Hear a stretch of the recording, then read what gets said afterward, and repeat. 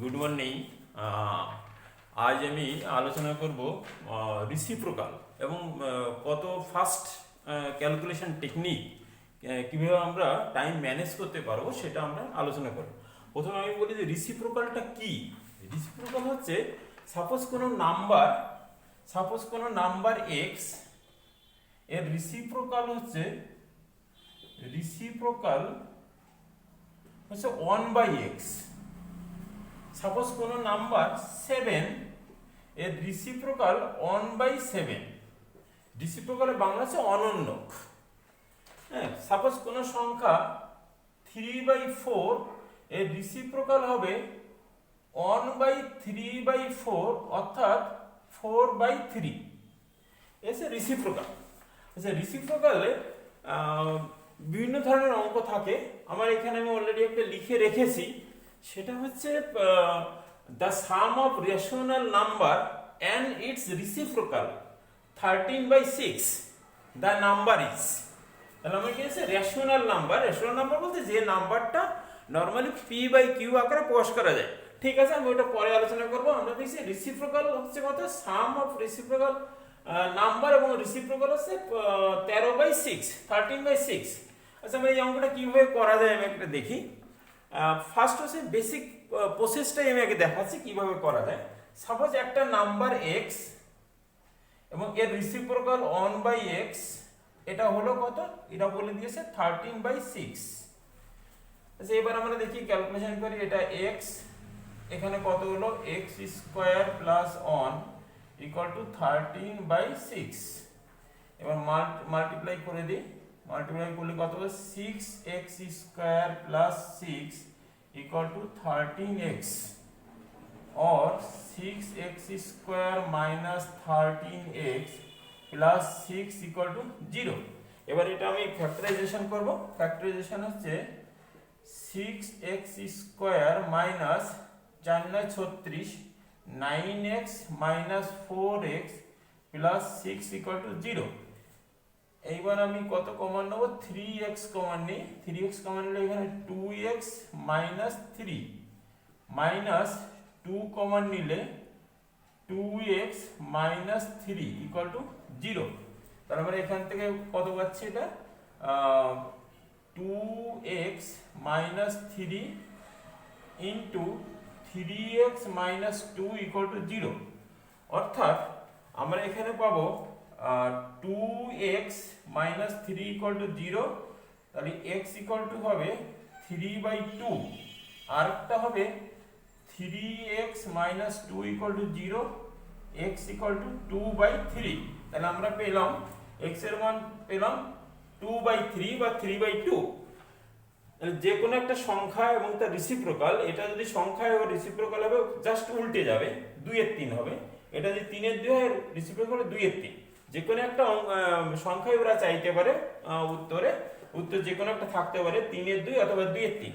দেখ, এটা অনেকটা টাইম কনজিউমিং, অনেকটা টাইম লাগে। এই টাইমটা আমরা কিভাবে শর্টকাট মেথডে আমরা করতে পারবো সেটা আমি এখন দেখাচ্ছি। প্রথমে এইটা নর্মাল প্রসেসে অনেকটা বড়, আমি দেখাচ্ছি কিভাবে শর্টকাট করা যায়। দেখো, প্রথমে আমাকে এখানে দেওয়া আছে যে একটা সংখ্যা এবং তার রিসিপ্রোকালের যোগফল দেওয়া আছে 13/6। এটা আমরা প্রথমেই দেখব। এটাকে আমরা এই যে একটা ফ্র্যাকশন 13/6, এটাকে বলা হয় লব, ইংলিশে বলা হয় নিউমেরেটর, আর এটাকে বলা হয় হর, এটাকে বলা হয় ডিনোমিনেটর।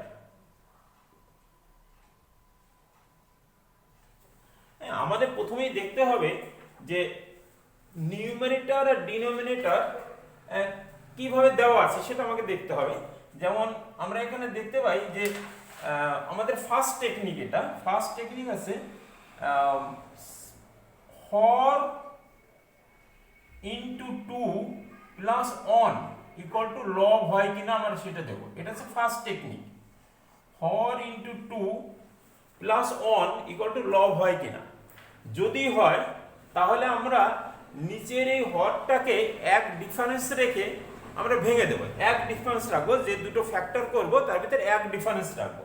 তাহলে আমরা দেখি, এটা যেমন আমরা পাচ্ছি 6 ইন্টু 2 প্লাস 1 ইকুয়াল টু কত হয় 30।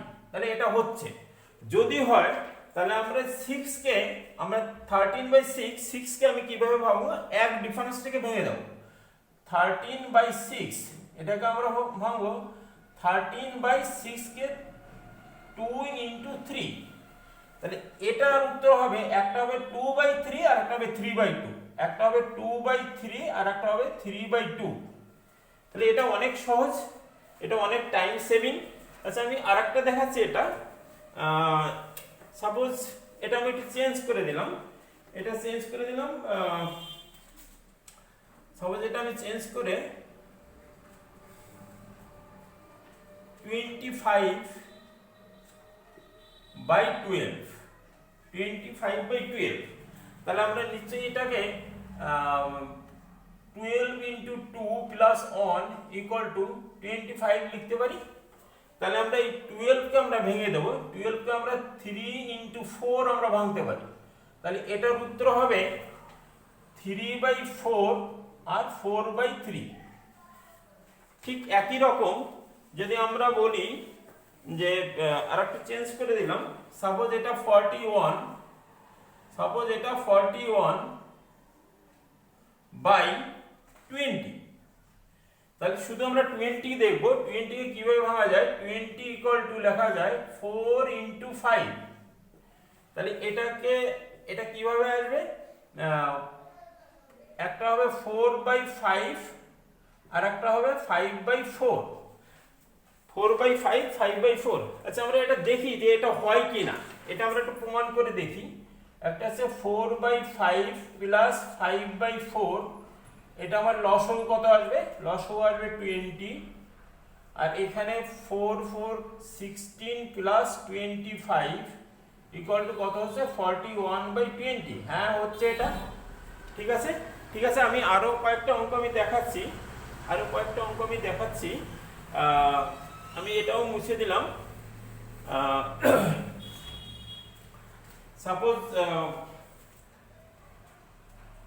85/42, তাহলে আমরা এটা কি করতে পারবো, 6 ইন্টু 7 ইকুয়াল টু 42 হয়। তাহলে একটা হবে 6/7 আর একটা হবে 7/6, এটার অ্যান্সার হবে এটা। আচ্ছা তারপরে আমরা যদি আরেকটা দেখি,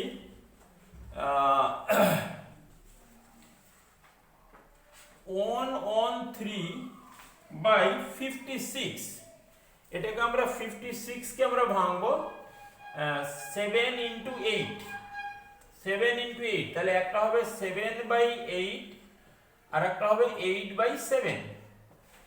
ঠিক আছে, এই অঙ্কগুলো অনেক সহজে এবং অনেকটা টাইম সেভ হয় যদি আমরা এই প্রসেসে অ্যাপ্লাই করি। এছাড়া আরেকটা প্রসেস আছে, সেটা আমি একটা এক্সাম্পল দিচ্ছি। যেমন আমার এইখানে যদি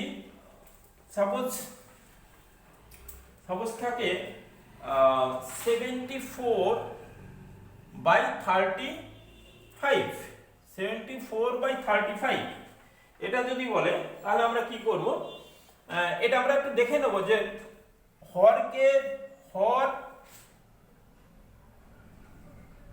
হর ইন্টু 2 প্লাস আমার কত থাকবে, এখানে যদি আমরা করি 5 ইন্টু 7, নিয়ারেস্ট আমরা উৎপাদকে যদি ভেঙে দিই, তাহলে এদের ডিফারেন্স আছে 2 ডিফারেন্স আছে, ডিফারেন্স। আমাদের রুল আছে এই যে ডিফারেন্স আছে, এই ডিফারেন্সের স্কোয়ারটা আমরা এখানে যোগ করব যদি এটা লব হয়। তাহলে কত হচ্ছে এখানে 35 ইন্টু 2 প্লাস ডিফারেন্স 2 এর স্কোয়ার 4 ইকুয়াল টু লব হচ্ছে কত 74 হচ্ছে, এটা 74। তাহলে এটা রুল হচ্ছে সেম আর কি। আমরা এটা দেখে নেব যে হর ইন্টু 2 প্লাস ডিফারেন্সের স্কোয়ার যোগ করলে আমার লবটা হয় কিনা। যদি হয় তাহলে সেম প্রসেসে এটার উত্তর হবে 5 ইন্টু 7 আছে, এটা আমরা উত্তর করব 5/7 এবং 7/5। আচ্ছা এটা হয় কিনা আমরা একবার একটু চেক করে দেখি। 5/7 প্লাস 7/5 ইকুয়াল টু 35 এর লসাগু কত হবে? 5 5 25 প্লাস 7 7 49, তাহলে যোগ করলে কত হয়? এটা 49 আর 25 74/35। তাহলে এই প্রসেসে আমাকে অ্যাপ্লাই করা যাচ্ছে। এটা হচ্ছে 4 × 2 + 4, বেসিক রুল 4 × 2 + 4 ইকুয়াল টু লব যদি হয়, তাহলে আমরা এই প্রসেসে অ্যাপ্লাই করতে পারবো। আমরা কয়েকটা অঙ্ক দেখি তাহলে। সাপোজ এখানে আমি আরেকটা অঙ্ক নিয়ে নিই। এখানে আমি আরেকটা অঙ্ক নিচ্ছি, যেমন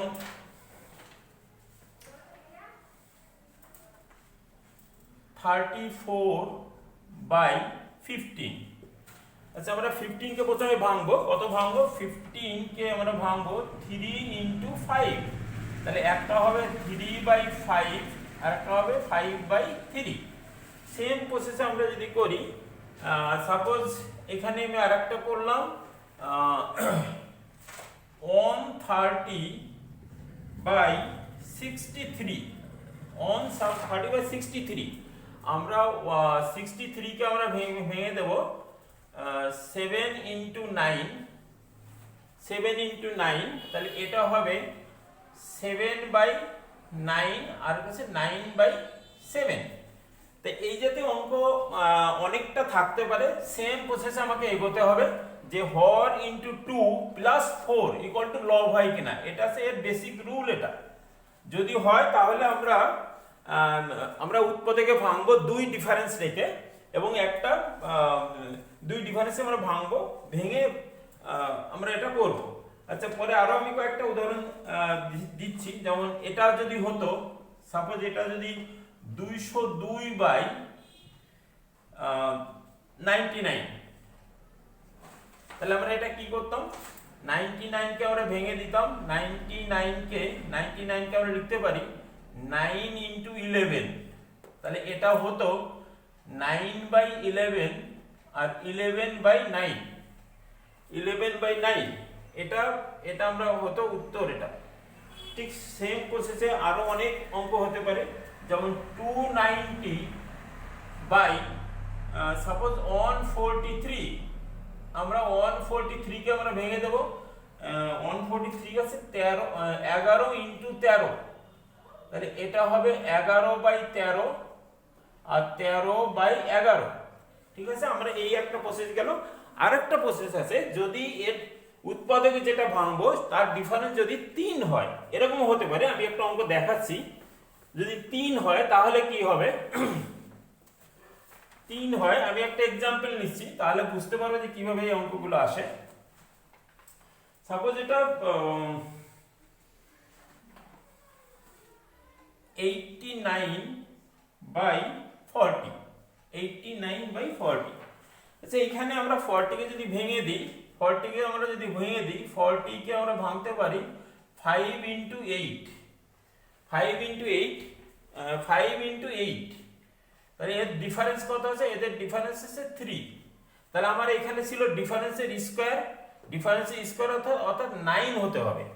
যদি হর × 2 + 9 ইকুয়াল টু যদি লব হয়, তাহলে আমরা এইভাবে ভেঙে দেবো। 3 ডিফারেন্স থেকে ভেঙে দেবো, এবং ভেঙে দিয়ে এর উত্তরটা হবে 5/8 + 8/5। আচ্ছা এটা হয় কিনা আমরা একবার দেখি। এটা লসাগু কত? 40।